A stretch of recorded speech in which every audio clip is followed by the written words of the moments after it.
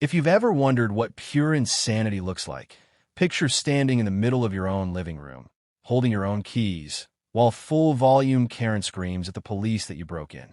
Sounds impossible, right? I thought so too, right up until it happened to me.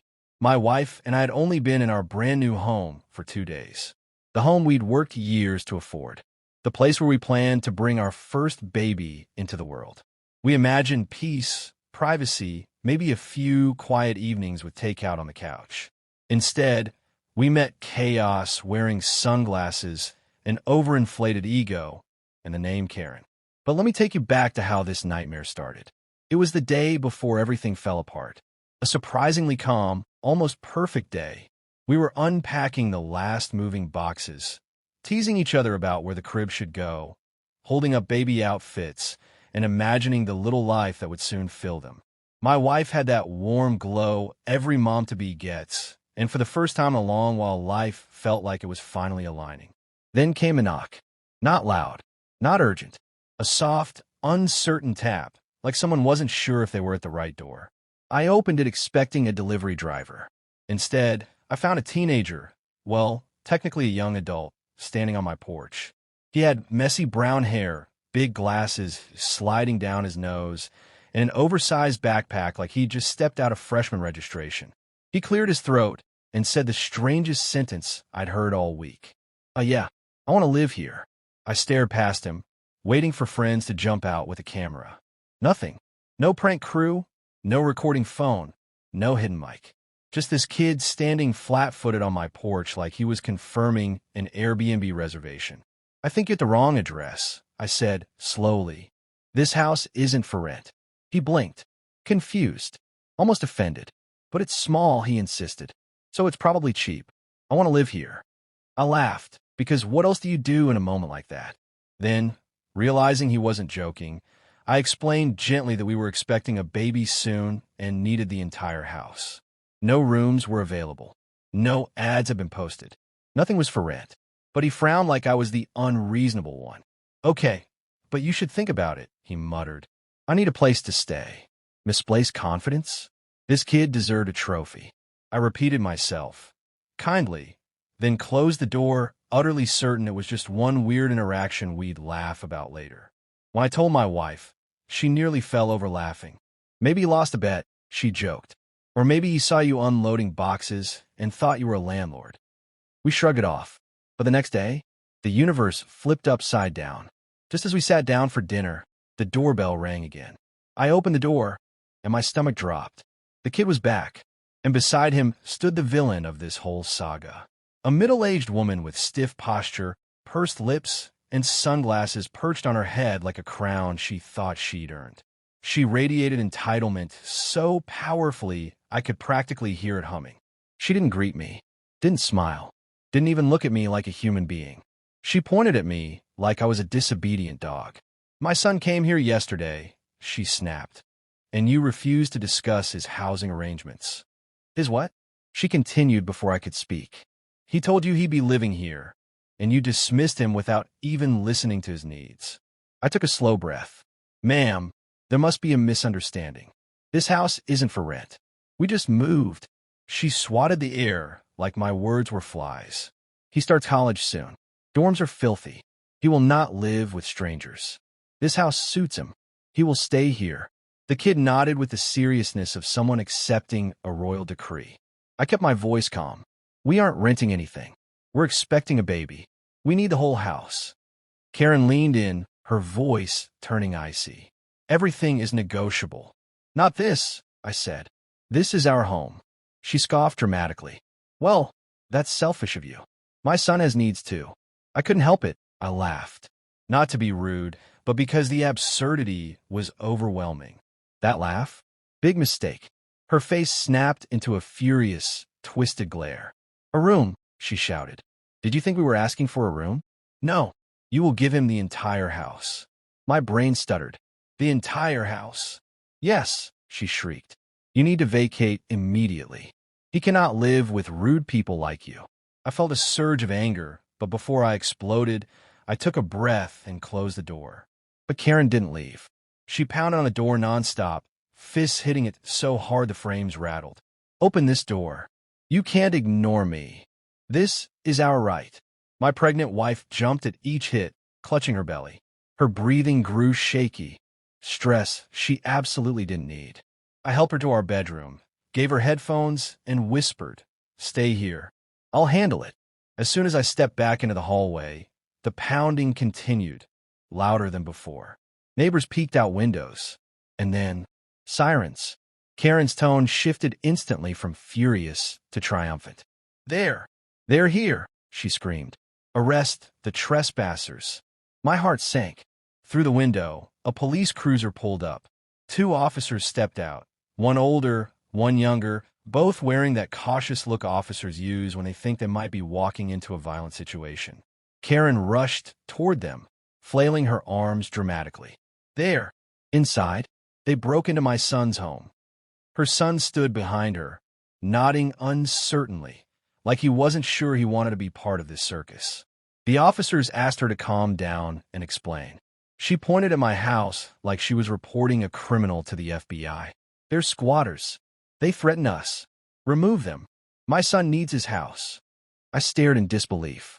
Karen wasn't delusional. She was dangerous. And this was only the beginning. The officers shared one of those silent, tired glances, an unspoken acknowledgement that even ridiculous claims had to be taken seriously. That was the reality of their job. They couldn't treat every report as nonsense, no matter how strongly this one smelled of pure fantasy. And with that, they approached my porch. I stepped outside before they reached the top step.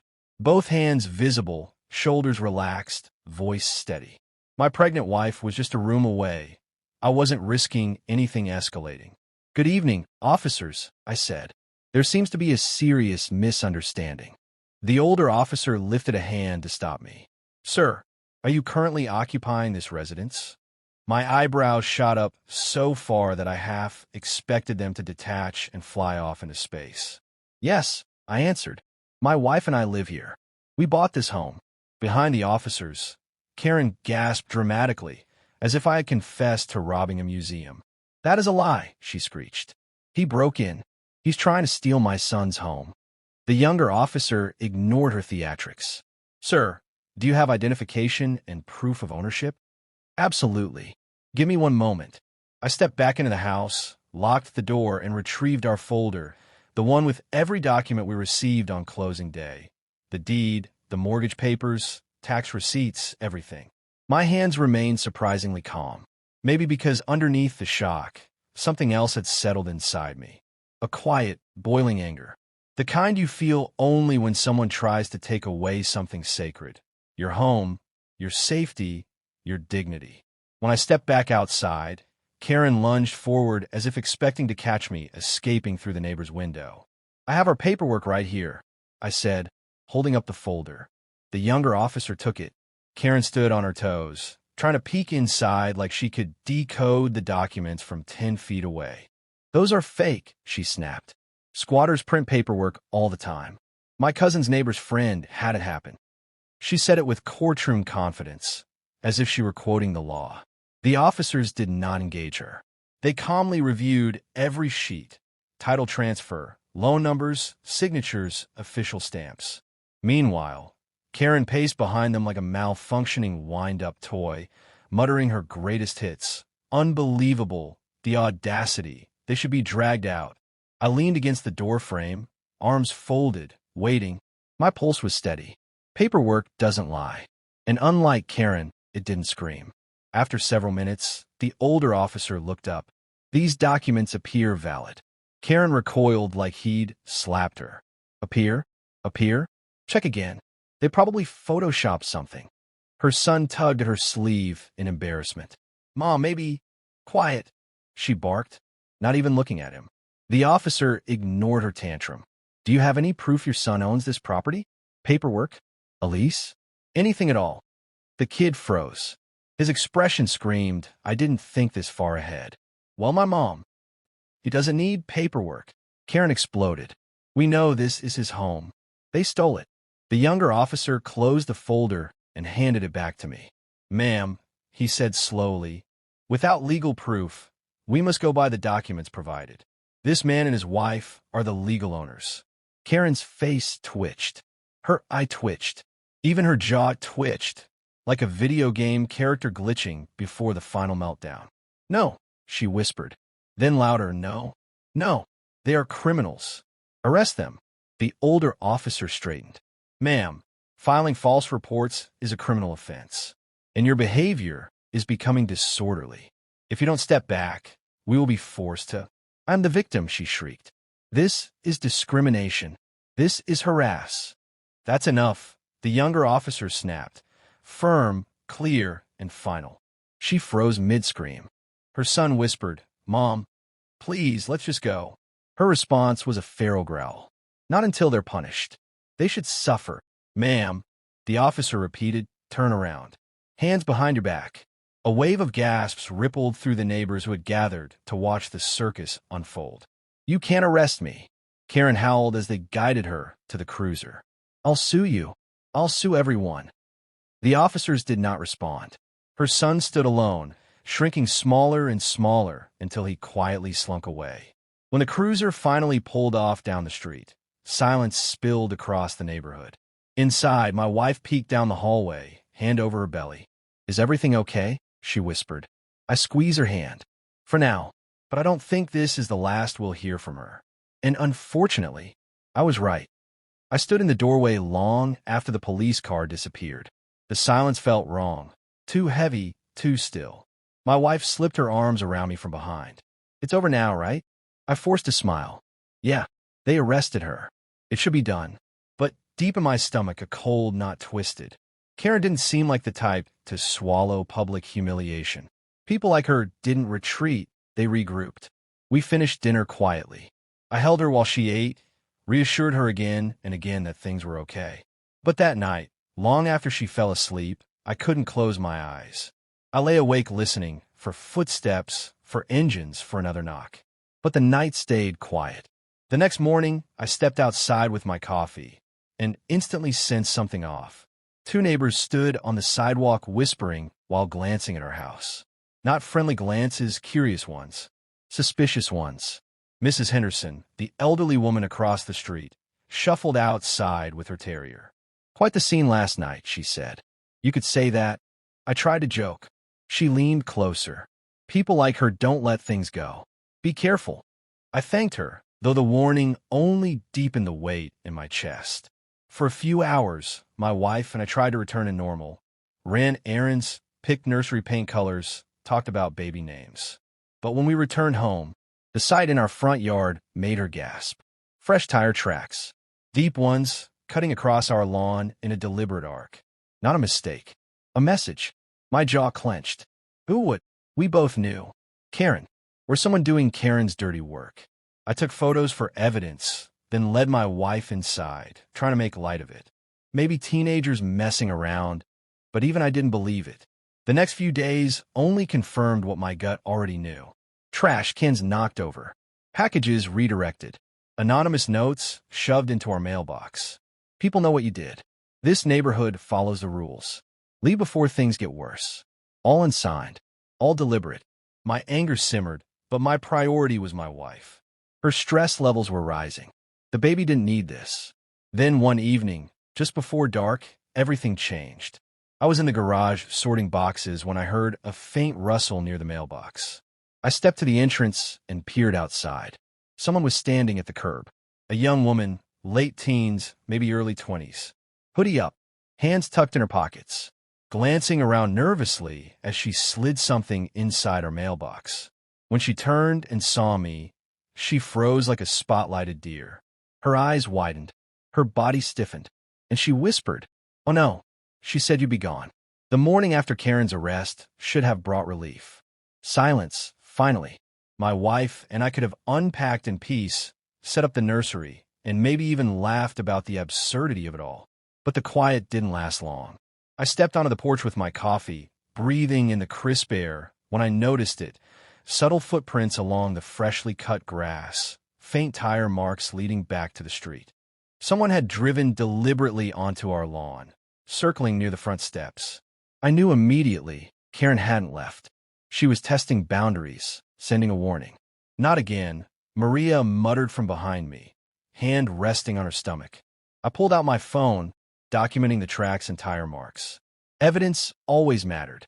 If this escalated further, I needed a record. Later that day, I checked the mailbox, small folded notes inside, handwritten. You think it's over? You haven't paid the price. Move before it gets worse. Busho. Threatening. Purposeful. I felt anger rise, but I kept my voice steady for Maria's sake. It's just harassment, I said. We have proof, and the law is on our side. Days passed with small but deliberate attacks. Trash cans knocked over, packages misdelivered, odd noises outside at night. Nothing violent yet, just tension meant to erode our sense of safety. Then came a knock that made my blood run cold.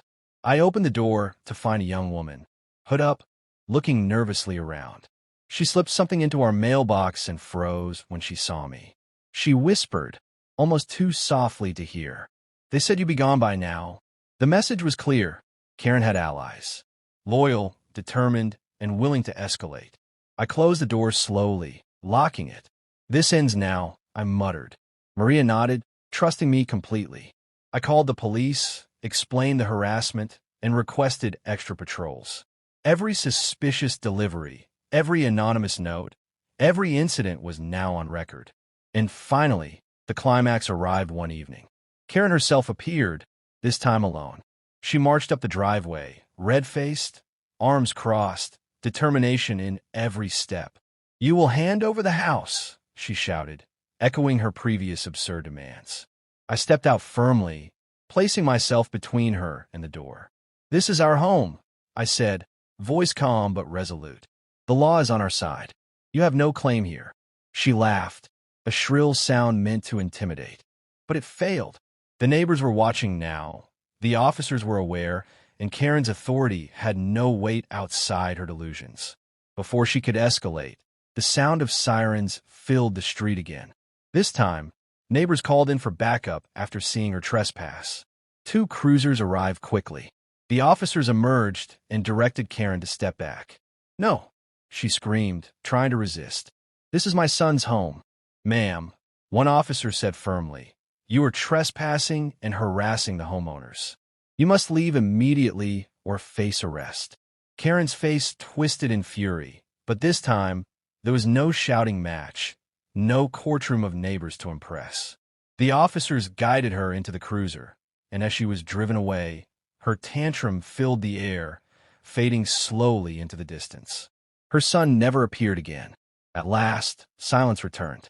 I stood on the porch, Maria by my side, holding her hand tightly. The lawn, the mailbox, the driveway, all were ours, safe, untarnished. We unpacked the rest of the boxes together, laughing softly at the absurdity of the past few weeks. The nursery was finally complete, the crib set, the baby blanket folded perfectly. Later that night, I watched my wife sleep, her breathing slow and steady. The weight of the last ordeal still lingered on my shoulders, but I knew we had won. Not just legally, but morally. We had defended our home, our family, and our peace. And while Karen might regroup in her own world of delusions, one thing was certain. She would never walk into our home again. For the first time in weeks, I felt safe. And as I looked out over the quiet street, I realized something profound. Some battles aren't just about land or property. They're about standing firm, protecting the people you love, and refusing to be intimidated by entitlement and chaos. This was our home, our sanctuary, and nothing, not Karen, not her son, not the HOA, would take it from us.